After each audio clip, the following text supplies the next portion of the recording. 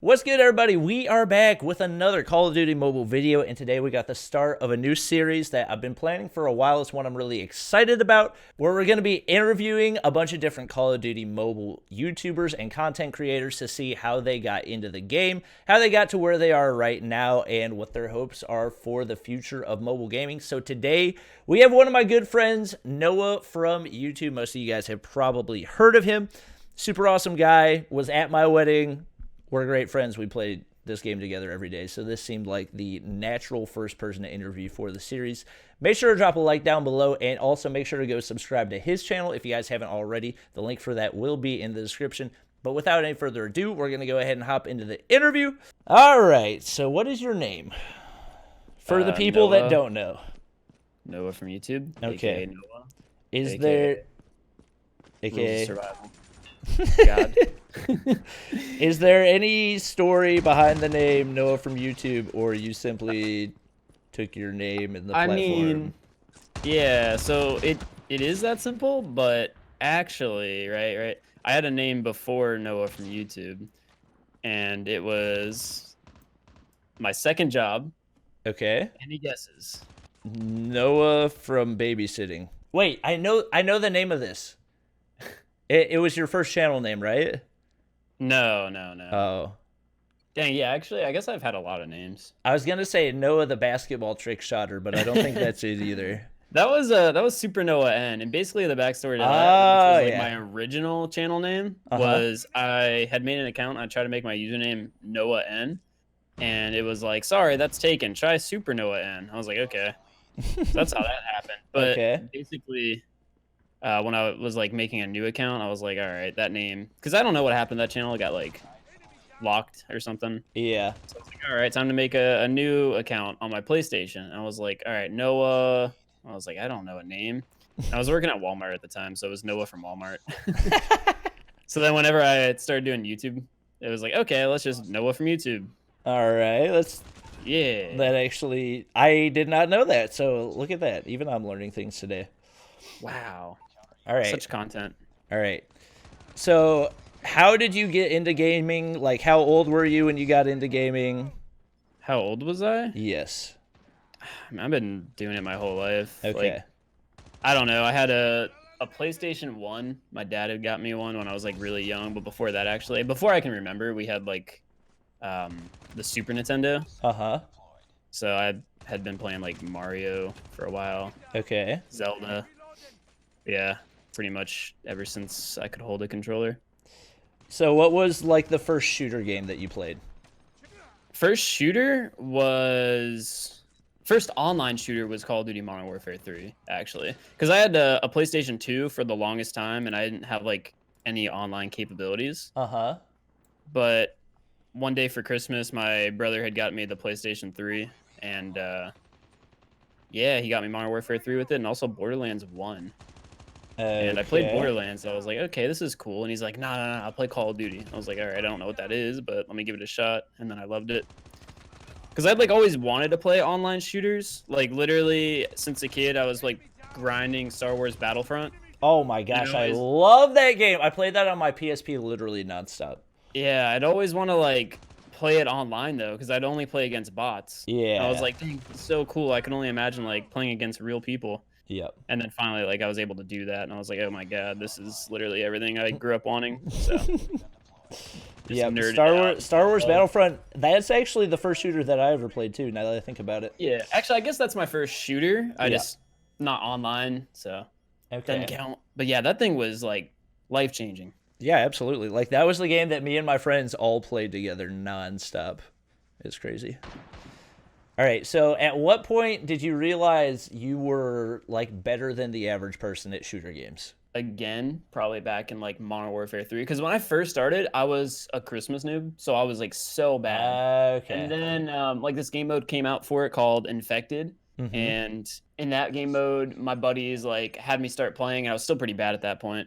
And they explained to me that there is a thing in the game called a Moab, which is basically the nuke. Yeah. And I was like, okay, I didn't know that existed. How do you get that? And they're like, oh, well, you have to get like 25 kills without dying. I was like, Nani, is that possible? How? I was like, what do you mean? Yeah. And eventually, like in, I don't know, a couple of weeks of that game mode being out, basically infected, if you don't know what it is, you're going to be like on the non-infected side, and then one player gets infected. It's like an 18-person lobby, and Yeah. then the first person infected only has a knife, and they have to, like, you know, knife everybody until everybody's affected. Yeah. Like zombies. So yeah, I got my first ever Moab in that game mode, and then I was like, oh, that was super awesome. Let me try to get it in like a regular match. And then I just kind of like fell in love with doing that, and slowly like got better over the course of that like year the game was relevant. And then yeah, I started dropping Moabs like crazy. Some of my buddies said like, oh, you should start like doing a YouTube channel for gaming, blah blah blah. And everything kind of happened. Okay, so you used to be like a professional Call of Duty player, right? That was the objective. It didn't happen. Okay. But yeah, I was competing for a couple of years, and there was one year where I like started taking it really seriously, and I got picked up by a content creation Call of Duty YouTube channel as like their pro team. I was one of their players, and they flew us out to DC for like a tournament. Okay. We didn't really like place anything special. It was like literally we got top 32, which is the exact middle split of the tournament. I mean, better than being in the bottom half. Yeah, that's for sure. Yeah. But I was 17 at the time, and that was like the last tournament of the game. So the way Call of Duty works is like every year, you know, new game comes out, so yeah, new rules, new all this other stuff. But MLG, the company that runs like game battles and pretty much ran all the tournaments, got bought out by a company called CWL, and they had a rule that you had to be 18 to compete, and I wasn't going to be 18 okay. So that's when I stopped doing like competitive and started kind of working on like content creation. Yeah. And then the rest kind of fell into place. All right. Did you ever like make any money from esports whenever you were playing Call of Duty? Not anything significantly, like maybe a couple $100 here and there. Okay. Just like online tournaments. So prior to YouTube taking off, did you think it was more likely that you would end up making content for a living, or that you would probably end up being a professional player? The goal was always to, like, so I was like the only one ever on my team who would always be a streamer and content creator at the same time as like practicing. Yeah. So the goal was always to become a professional, to get my name out there, and then constantly just be streaming on the side of it. So once I was done competing, to just switch over. Okay. I mean, that's so it's kind of like a mixture. Yeah. Have there been like any streamers or content creators that were like your go-to people for who you would watch for content? Back when I was younger and first like starting, I had watched a good bit of TBNR Frags, Preston Plays. Okay. I watched him do like Modern Warfare 3 because at the time I was like, you know, starting to get into like video editing and, you know, all that good mumbo jumbo stuff. Yeah. And I was doing a Moab with Every Gun series on my small, unknown, crappy YouTube channel. And he was also doing it, so I just enjoyed watching him. Plus, he played on PC, which I'd never seen any like PC gameplay before either. And it was just crazy to see how fast like he could turn. I don't know, I just kind of like drifted off. Once I started making videos more often, I just stopped watching them, and that's kind of still how it is. Like, you know, you start making content, you don't really watch it as much. So would you say he was kind of like your inspiration for being a content creator? He was my motivation to continue, or like motivation to make different content. Yeah. I don't know what was like my inspiration. I just kind of wanted to do it always. Mm-hmm. Just because it was always like super cool. Yeah. But definitely watching him gave me like ideas for different content and stuff to do. Okay. So what was your first experience with Battle Royale games? H1Z1. It was my first ever PC game. And like I started playing it, and then a couple months ago, or after a couple like weeks actually, after I started playing it, it went on like this huge downfall and then died off. Like I'm sure a lot of people know the history of H1Z1. Yeah. Basically it blew up and then died out of nowhere. Yeah. So, well, like when you started that, do you feel like you were above the average player just because of your instincts from playing FPS games, or do you feel like there's a pretty big learning curve? Oh, I mean, mouse and keyboard was something completely different. Yeah. Battle Royale, I didn't feel like was too out there. Mm-hmm. Like I loved it, and instantly when I picked it up, I kind of, got the idea of what to do. Just follow the map, stay around the edges, play your life. Yeah. Because it was essentially just a big free for all, right? Yeah. So I'd played a lot of free for all in Call of Duty, so kind of same concept, just stay alive, kill everybody. Okay. But I was terrible just because I couldn't aim with a mouse and keyboard. But then after, H1Z1 fell off, that's when I found that other game that we might speak of. I don't know.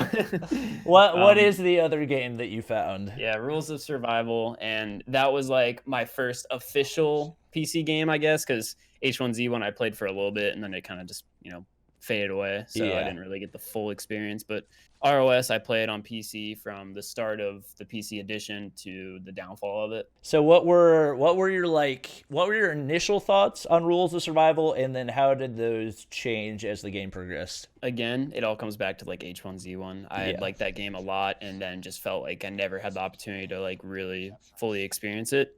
So when ROS came out, I was like, oh, this is kind of, like a similar style, just an arcadey shooter that's like fast paced. Let me just play it. It's pretty fun. It's cool. I didn't really care about the graphics or anything too specific, little bugs. So just like, it's a fun little indie game, and I'm having even more fun because I like get to play it on PC and really experience like PC gaming. Yeah.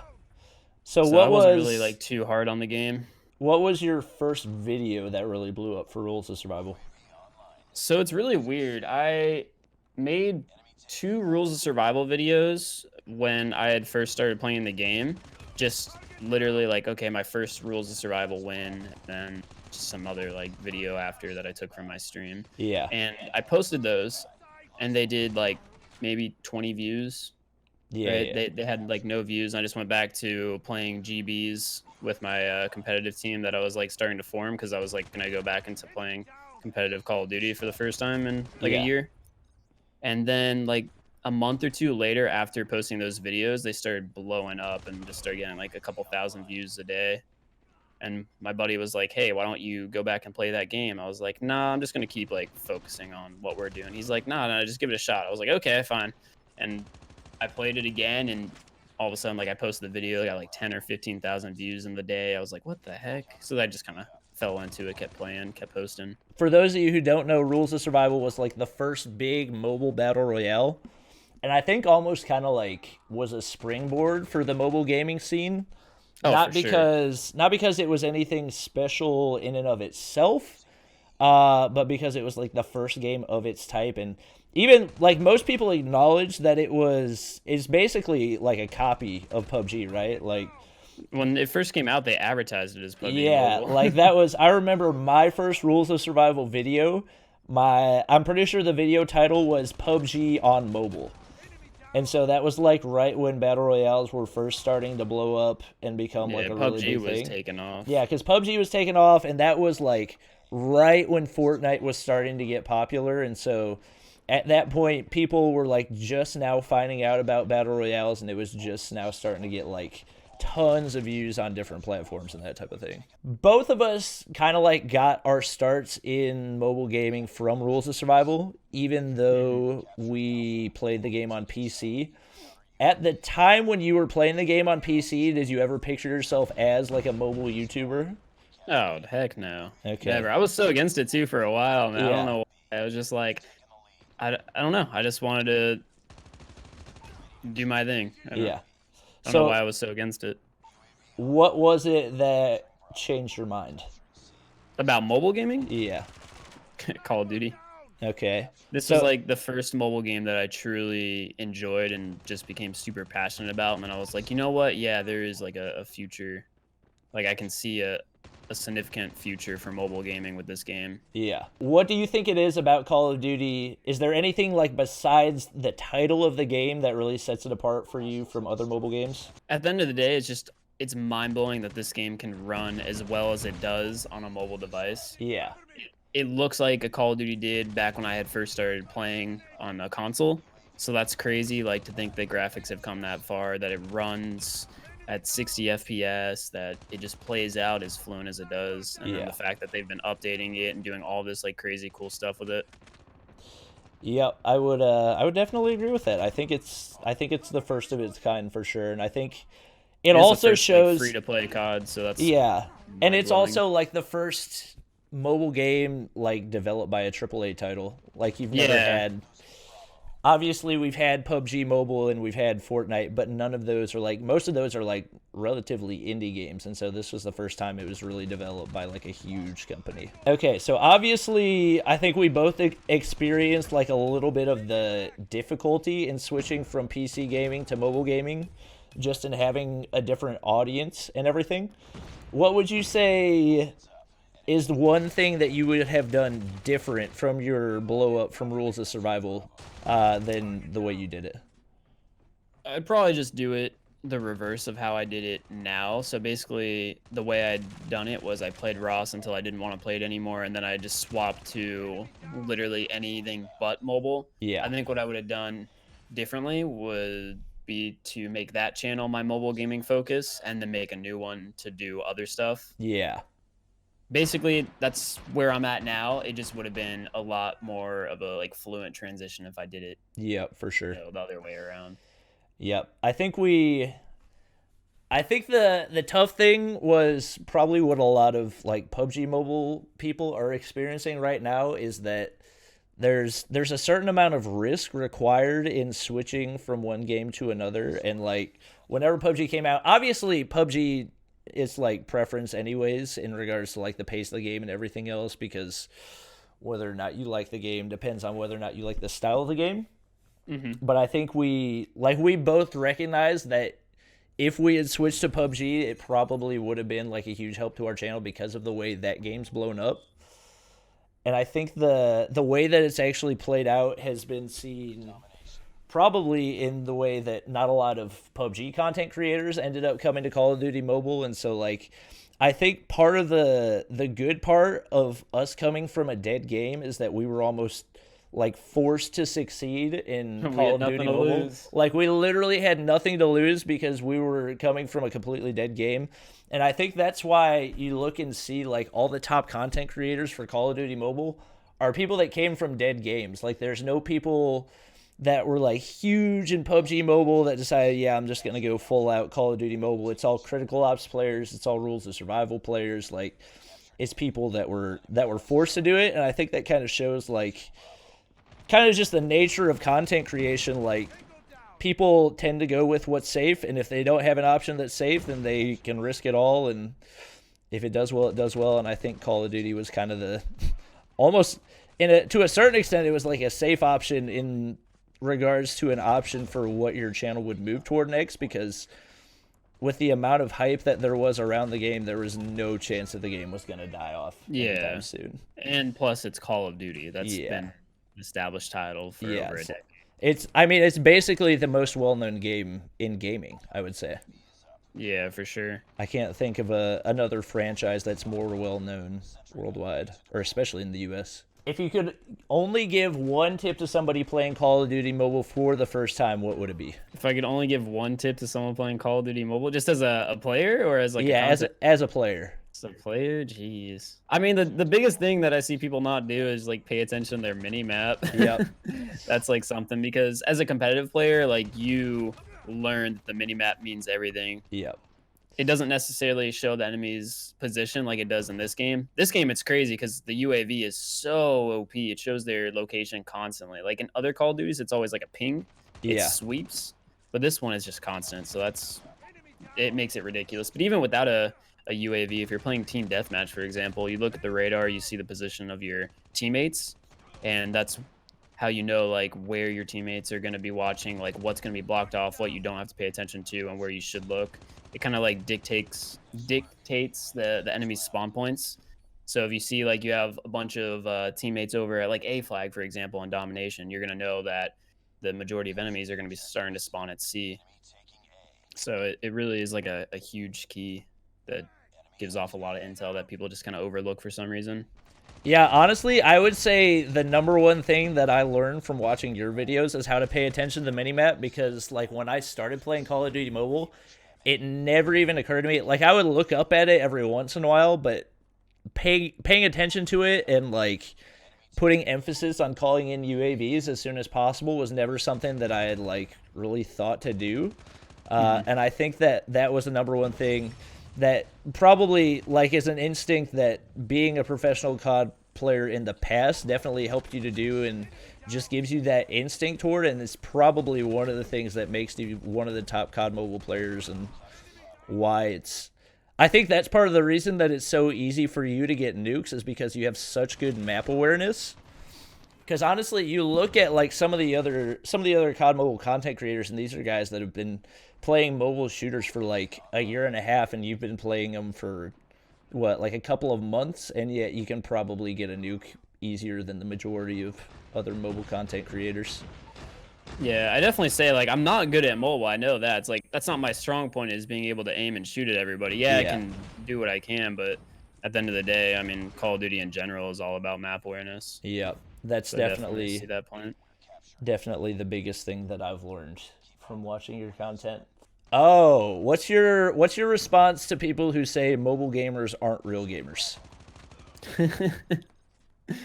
I mean, so I wasn't one of those people, because I'd always respected it, but I like see where they're coming. I think it just takes like that one game to make them passionate about it, to see like the difference. I mean, there's really not much you can say. They're just gonna think that either way. You can't be like, oh, you're wrong. You know, just like whatever. Just wait. Pretty much. That's all you can say. Is just wait. The future is gonna continue to go towards mobile gaming for sure. Do you think there's Especially anything? With all these like young kids. Yeah. Do you think there's anything besides the technology that's holding back mobile gaming, or do you think it's just something that they have to take a little bit of time to catch up, and once they are caught up, like they'll be on the same level? I mean, I'm not sure. Maybe it's just like the ease of controls. Like, I really don't know. It's weird because your screen is also your controller. Yeah. I can't really think. I don't know what like had stopped me, because it's so convenient. I guess just because 90% of the time people aren't going to be playing a game on their phone when they're like out doing something. It's just like something that's rare. So most of the time, if they're like looking to game, they're going to be at home. And if they're at home, you know, play on your mobile device or play on your like PC or console. Yeah. Yeah, I definitely understand where they're coming from, because honestly, for the longest time, I didn't want to play, like back when Rules was still popular, I didn't want to play Rules on mobile simply because it just wasn't comfortable. Like, it's just so much more comfortable to like lean back and look at a PC monitor than it is to look at a mobile game. So I definitely understand where people are coming from. But I think you can also see from like the way that the pro scenes have progressed, not even just for Call of Duty Mobile, but also for like Fortnite Mobile and PUBG Mobile, like the level that some of these guys play at is absolutely insane given the devices that they're using to do it. Yeah. These people playing on like these small little phones, they're cracked out of their minds. It's crazy. You got people playing in like $2.5 million PUBG Mobile tournaments that are playing on like an iPhone 5S. Yeah, it's crazy. Just thinking about all these freaks on Fortnite, though. You see them editing, building, all that. Yep, absolutely crazy. All right, now I've got a question. Don't feel like you have to answer it one way or another, because of the platform that you play on and the nature of this discussion. Do you think that mobile gaming is the future of gaming? I do. Why? Yeah.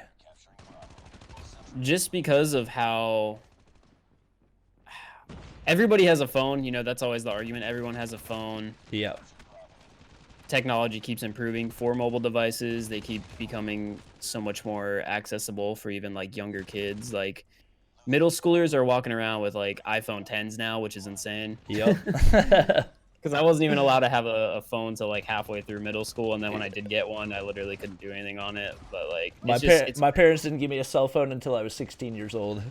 Dang, feels bad. See, I had to wait till 13, technically a teenager, but yeah.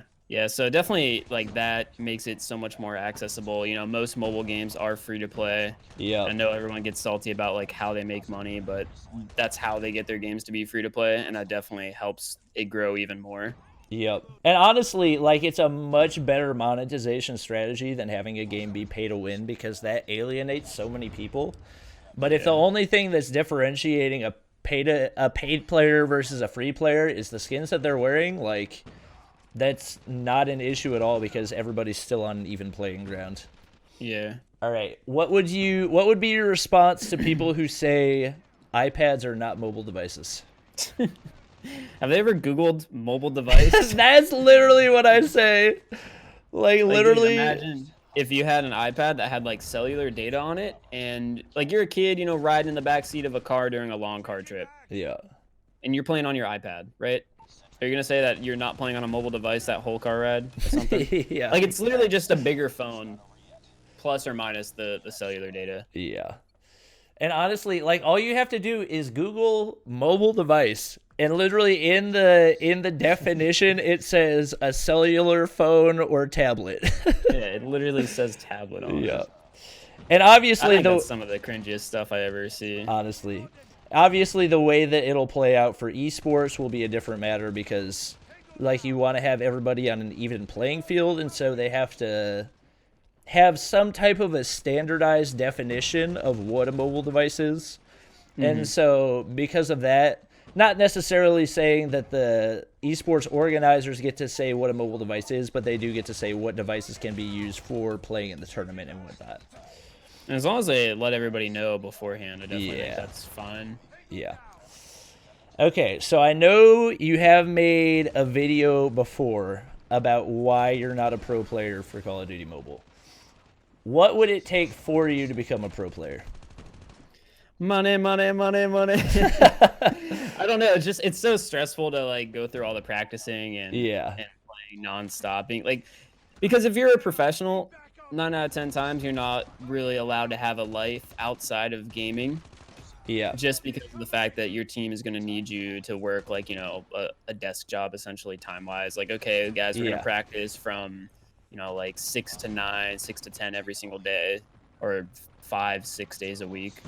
So all of that on top of the stress, on top of having to also rely on teammates instead of like just yourself. Yeah. Like, it's just a lot of stress, and as a content creator full time, I don't have to deal with that. So if I don't have to do it, why would I? You know? So how big of a prize pool would there have to be for you to decide I'm going to go pro? I mean, there'd have to be more than a prize pool, to be honest. A prize pool is nice, but at the end of the day, it's not guaranteed. So if I'm going to go through all that work and stuff, not to sound like a greedy person, but it'd have to be like guaranteed money prior to that. like a salary and whatnot. Yeah. Yep. Just because instead of doing all the practicing and all this other stuff I'm forcing myself to do in order to be a pro, I could just be making content and stress-free be making whatever money. Yeah, it's guaranteed revenue as opposed to something that you might not even end up seeing. How long do you see yourself making content for a living? For Call of Duty Mobile? Just in general. In general. Yes. Oh man, there's like no way to tell. Mm-hmm. I was starting to like lose passion on a really low key for it, like over the last couple of months, because there was nothing for me to make content on. I was doing Apex Legends for like 6 months before coming over here to COD Mobile, and I loved the game, but it just kind of died off in popularity extremely fast. So I was losing views, losing money as a full-time content creator. It got a little stressful, and I was like kind of feeling the need to post every single day, and even then I just felt kind of like, I don't know, just like beat. I was just kind of feeling tired of it. And then when COD Mobile came out, it kind of like rekindled that fire that I had lost. So as long as I enjoy doing it, I'm gonna keep doing it. There's no like set time or date. Is there anything that you would like to do like later on in life other than content creation? Man, I'd love to figure that out. I was going to college before doing content creation. I was like, I have no idea what I'm doing this for. I don't know what I want to do in the future. So, I mean, I'm going to keep doing whatever I'm passionate about, whether that's content creation or one day something else. I got to figure that out first. That makes sense.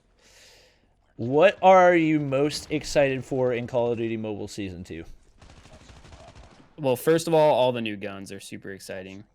Like, people were asking me before Season 2 was even announced or anything. I was just like, dude, I can't wait. If they come out with new guns and new maps, it's going to be insane. So definitely just, I mean, it's the new content. Well, yeah, obviously. I guess the guns are the most exciting part, because I'm always looking around for like different guns to use. I can't ever just sit here and use like the AK-117 or the Type 25 for hours without getting like sick of it. I'm like, okay, I need to swap weapons and use something different. So that's definitely like number one. Of course, I'm super excited for Summit, Meltdown, all the future stuff. And technically, zombies fall under season 1, so I'm not even gonna do they put those on the ranking. They come out on the 22nd, and season 2 comes out on the 25th. Oh yeah, that's true. That's true. So technically, but that's super exciting as well. Just in general, like they're constantly coming out with so much new stuff. So do you see zombies as something that you're gonna like grind and be able to make a lot of content from, or do you think that'll mainly be just like a played a couple times type of thing? So zombies traditionally for me has always been a play it a couple of times thing, just because it's like a survival type thing. So basically I'm gonna go and play 1 round of it, and that round is gonna last for like 2-3 hours. Yeah. So I just kind of find it, and it's the same thing constantly essentially, so it's like hard to make content on. But with the fact that they're gonna also have like side missions, I feel like as long as they keep updating the side missions and giving us more stuff to do, I'll be able to constantly cover content for it. Yep, for sure. But that being said, I am super excited for like all the round-based survival stuff as well. Like for sure, I'm gonna try to go for a record for it. So streaming, it's definitely gonna be something that's happening often. Videos for like the survival stuff is gonna be a little trickier. But I definitely am gonna try to cover as much like interesting zombies as I can. And then, would you say there's one gun that is not in the game right now that you would love to see in the game? I think the number one that a lot of people like really want to see, and I'm happy to see it. I just can't think of any guns that are in the game right now that I like really want to see that aren't already in it. But the M8 from Black Ops 4, or no, God, that was bad English. The M8 from Black Ops 2, it was basically a 4-round burst version of the M16. Okay. And it was like the #1 weapon in Black Ops 2. #1 AR in Black Ops 2, I should say.